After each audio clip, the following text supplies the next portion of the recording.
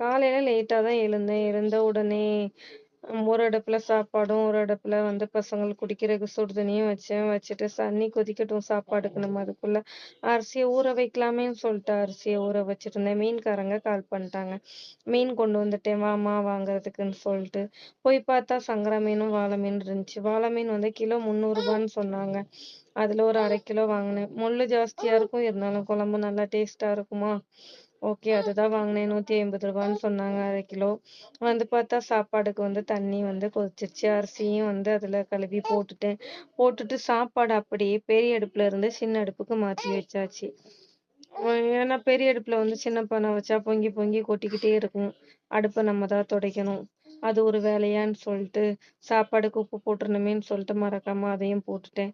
பையன் எழுந்தான். எழுந்த உடனே போய் பால் பண்ணையில போய் பாலும் வாங்கிட்டு வந்தாச்சு. வாங்கிட்டு வந்து 1/2 லிட்டர் மட்டும் காலையில காய்ச்சிப்பேன். பையன் ஸ்கூல் போகும்போது பால் தான் குடிச்சிட்டு போவான். சாப்பிட மாட்டான். எவ்வளோதான் அடிச்சு அடிச்சு சாப்பாடு குடுத்தாலும் அவனுக்கு காலையில சாப்பிடவே மாட்டான். அழுதுட்டு தான் ஸ்கூலுக்கு போவான்.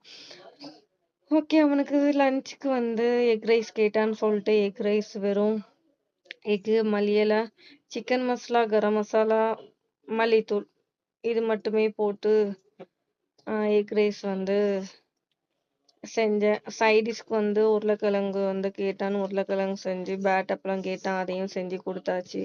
அப்புறம் ஸ்நாக்ஸுக்கு ஆப்பிள தோல் சீவி குட்டி குட்டியா கட் பண்ணி வச்சு, அதையும் வந்து லஞ்ச் பேக்ல வச்சாச்சு.